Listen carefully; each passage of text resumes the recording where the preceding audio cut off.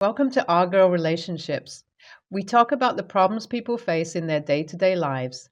Let's start with the video. Hey guys, I need some advice on whether or not I'm in the wrong here. So here's what happened. I was planning my dream wedding and everything was going perfectly fine. I was so excited to marry my fiancé, who I'd been with for 3 years. However, things took a turn for the worse when my future mother in law started to act strange. She would always make comments about how I was spoiling her son and how I was too high maintenance for him. At first, I didn't think much of it because I knew they had a very close relationship. Like, he's very much of a mama's boy, which I had come to terms with earlier in the relationship. But then she did something that I just couldn't overlook. The day before the wedding, I was getting my hair done as a test for the actual wedding and was waiting for my makeup artist to come in. I was staying at a hotel for the days leading up to the wedding and had my dress stored in the hotel room as well. My mother in law came into the room because she said she wanted to see how beautiful I looked and give me advice on my hair and makeup for the wedding. She made some fake small talk and told me my hair looked really good, but that I needed to fix the back of my head.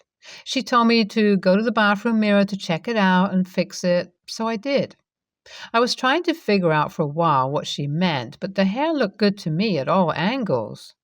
I called my mother in law to the bathroom to show me what was wrong with my hair, and when she came, she said it looked all good now. She was suddenly in a hurry and told me she had an appointment, so she had to leave. When I went back to the hotel room, the dress was lying on the bed like before, but now it had a big red wine stain on it that hadn't been there before. I immediately knew it must have been my mother in law. The wine didn't spill itself after all. I instantly called my mother in law, but she didn't pick up. I was so angry and hurt. I still don't understand why she would do something like that, but instead of confronting her right away, I decided to keep quiet and collect evidence. I didn't want to cause a scene right away. I did, however, tell my fiancé about what happened. As I said, he's a bit of a mama's boy, so he didn't really believe me at first. He called his mom to ask her about it. On the phone, his mom admitted to spilling the wine, but she said it was a bad accident and that she was so sorry and that she would pay for the cleaning. My fiancé actually believed her too, which is the worst part. My mother-in-law is well aware that cleaning my wedding dress is not possible anymore at this point. The wedding starts the next morning and all the cleaners are closed now. So my fiancé and I decided to cancel the wedding. I'm honestly so upset and hurt that the wedding is not going to happen.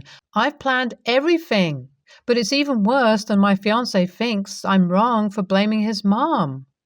He's mad at me now for accusing her of doing it on purpose, but I just know that she did it to stop the wedding from happening.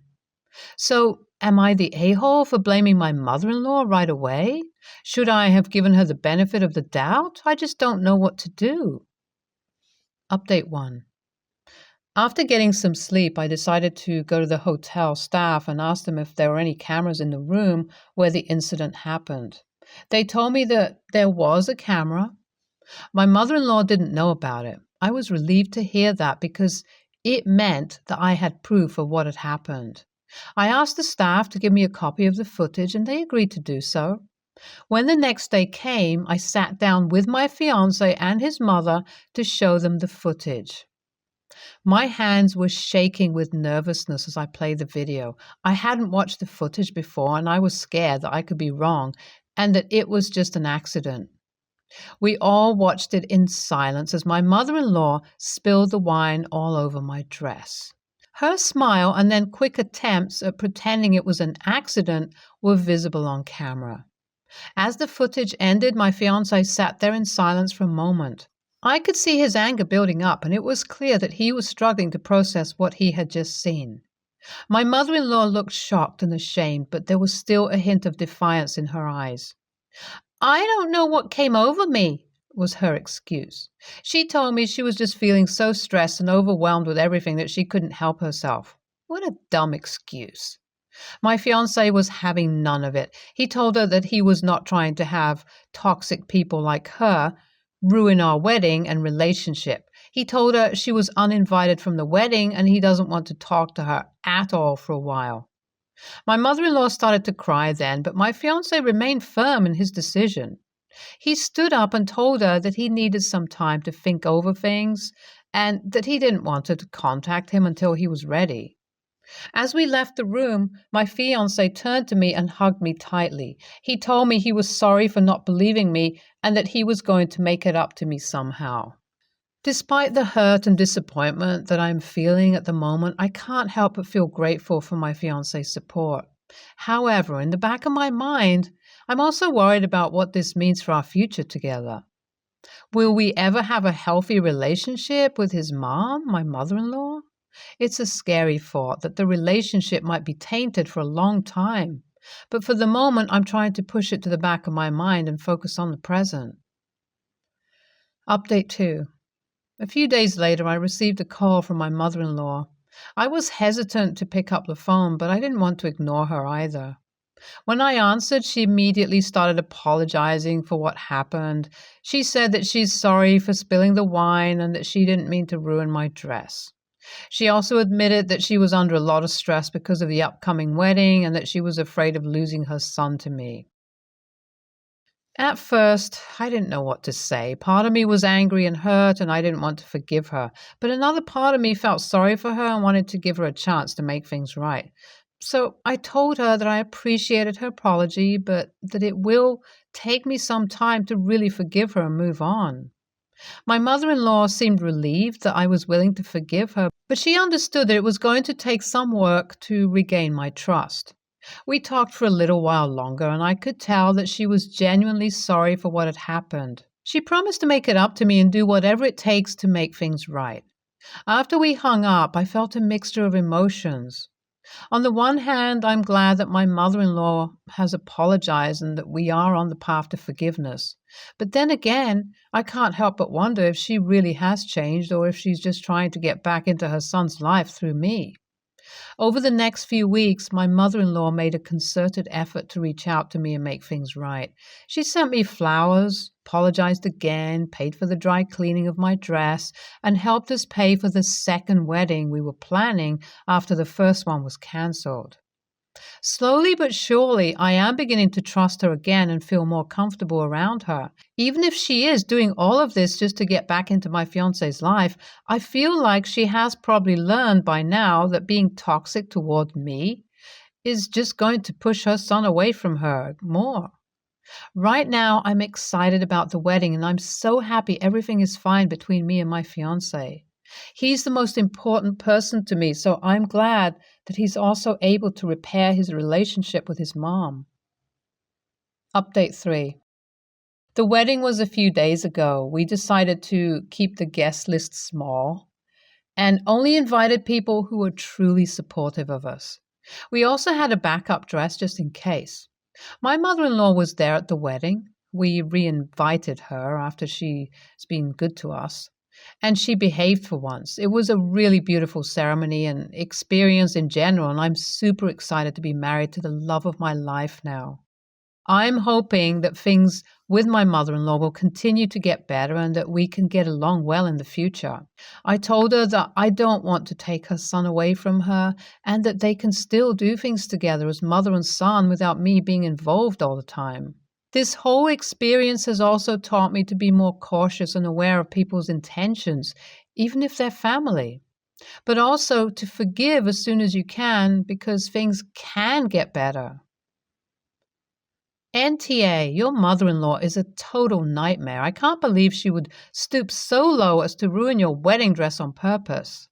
And your fiancé initially siding with her? That's just unbelievable. You did the right thing by standing up for yourself and providing evidence. Don't let her manipulate you into coming back if you don't want to. NTA. Wow, just wow. I'm so sorry you had to go through this on what should have been the happiest day of your life. Your mother-in-law's behavior was unacceptable. I would be furious if my mother-in-law pulled something like that one day before the wedding. I hope she's truly sorry and you guys can have a good relationship in the future. Congrats on getting married, by the way. All the best to you and your husband. NTA, this is some serious drama.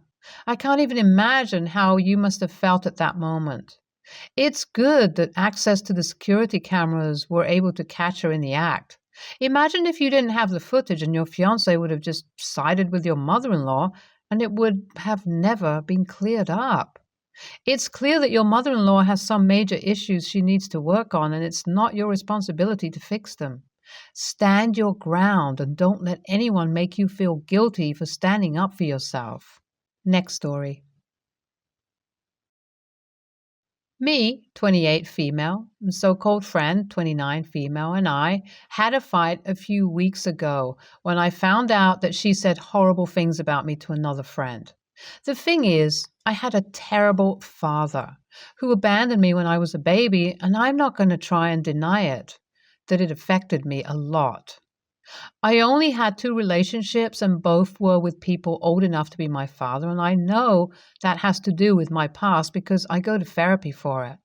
But that doesn't mean that I don't love my husband, 55, male, or that we have a horrible relationship and that's what apparently my friend never understood and that's why she said those things. She told another friend that we have in common that my husband disgusts her because he is too affectionate with me and she doesn't like that. That she believes that I cheated on him and that our baby and the one I'm expecting are not his but another man's because he is too old to make babies. That the times I talked about how good he is in bed, I lied because it's not possible for someone his age to be good at that. That I shouldn't have been a mother because I'm messed up in the head, thanks to my father, and that hurt me because she knows how hard I tried to get pregnant and how much I love and protect my baby. And although that hurt, nothing hurt me more than knowing that she was using me all this time. She also told our friend that the only thing she likes about being my friend is that my husband has contacts, and that makes everything easier for all my friends and family. She said that because, thanks to my husband, and she and her husband have new jobs. And that pissed me off so much that the first thing I did was tell my husband and ask him to tell his brother to fire her and her husband. He talked to his brother and he's going to fire them, and that made me feel better because I think it's what she deserved. But my mom thinks I was too harsh. That I should have given her another chance because maybe she just had a bad day when she said all of that? But I don't think so. Am I the a-hole for that? ESH. Your friend is toxic and talks a lot of crap, but what you did to her and her husband is just plain disgusting. The fact that you told your husband to tell his brother to fire them is just plain awful. The fact that they did your bidding is shocking. The fact that you are sitting here not even getting the fact that you were just plain wrong is astounding. Cut off the friendship, tell her off, etc., but to mess with their livelihood is downright disgusting, IMO. I am sorry, but NTA. People can't reap the rewards of having you in their life, but basically make it obvious they were using you. It seems she was acting as your friend to use your connections. What if it was a car you were leasing for her or an apartment you were renting to her? Would you let her keep it after all of this because it affects her life negatively if she doesn't have it? Nope. Nepotism has a negative connotation for a reason, and anyone who says you suck needs to realize that actions have consequences. A person can go to McDonald's and get their livelihood through their own hard work, just like everyone else. Getting it handed to you for who you know and not earning it and then throwing that person under the bus is disgusting, not the other way around. Next story. I, 31, male, have 2 kids, 14 female and 13 male, Anna and Kason, with my ex, 31 female. Married at 18 but got divorced just a few months after. It was mutual. I got married to my current wife 9 years ago. We have 4 kids together, 10 female, 8 male, 5 female, and 2 male. On Christmas, my children spend the morning at their mom's house and come to my house a bit afternoon. I also have my siblings and parents here and their children. My wife is an only child, so her parents also come, and they love their step grandchildren and spend an equal amount on them as their four bio grandkids. They love seeing Anna's artwork or going to Kaysen's baseball games. Anna has had a harder time adjusting than Kaysen, who will say he enjoys having two Christmases. Kaysen hasn't had any issues with his stepmom and step grandparents besides typical teenage behavior. Anna, however, can be pretty disrespectful to them. Kaysen has a friend named Hans, 13, male. Hans is also openly gay, but not super feminine, but also not super masculine. Hans is on the school cheer team and is a gymnast. He also likes traditionally masculine sports like baseball and football. Hans, my son, and his other friends are all really close to each other, though, discussing baseball, football, and other sports. As I mentioned, Kaysen is on the baseball team. Hans was born in the US, but his parents are Norwegian immigrants and all their family lives in Norway. His family in Norway got sick, so they couldn't do Christmas together. Hans was feeling lonely, texted some of the guys, and Kaysen asked if he could come over, which my wife and I agreed to. Hans came over and he was wearing a pride shirt that had a baseball on it and had baseball-themed painted nails. He got the shirt earlier that day. Shortly after Hans came over, my wife and I had to run to 7-Eleven to get a few things. We put my mother-in-law and father-in-law in charge. They were in the living room watching the little ones. Anna had come out on the couch and was FaceTiming her friends. She was talking about her brother and Hans and told her friends that Hans was wearing a fag shirt and made sexist comments about him wearing nail polish. As soon as they heard that, my father-in-law and mother-in-law told Anna to get off the phone and threatened to shut the Wi-Fi off if she didn't. As soon as the wife and I got home, they told us to sit down and said what Anna did. They asked for her phone, but she refused, saying that they weren't her real grandparents. And then, when the wife and I asked for the phone, she called my wife a bitch before handing it over. I told her she needed to write an apology letter to both my wife, her grandparents, and Hans. After that happened, my older sisters defended her, saying the divorce was hard on her and that I should be more considerate of her feelings. They also blamed her homophobia on her just being jealous of how happy Kaysen and Hans are. She's in therapy, but was still mean. I'm wondering if I was too harsh. AITA? NTA, but I would have handled it way differently. You're not anywhere near the write an apology letter stage. You were at the calmly sit down and explain to her in simple, cold, methodical, dispassionate detail why she did something wrong place. If she's still holding on to shit for this long, you have to look at your parenting methods and ask why she's acting out or hasn't progressed to be a compassionate person. Superficially, you're asking for apology theater, when in reality what she needs is to dispassionately understand the nuts and bolts of the situation and let her own conscience be her guide. I mean, you rob kids of agency. They rebel. You force them into shallow, superficial apologies. They will make grandiose, negative theatrics the norm. Your older sisters are talking out of their ass and should shut up. Try a different approach with her. She's telling you something and has been for quite some time. You're not listening to it. NTA, your daughter may be adjusting after a divorce and that is fine. I mean, it has been 9 years, but there isn't a timeline for getting over some stuff. It may also be your ex-wife feeding into her crap, but there is never a reason to be disrespectful to guests in the home when they have not been disrespectful to her. It would be one thing if your mother-in-law and father-in-law were yelling at her over things they had no business, or if Hans was being a little jerk, which teenage boys can be. You were there, you know, but that isn't what this sounds like.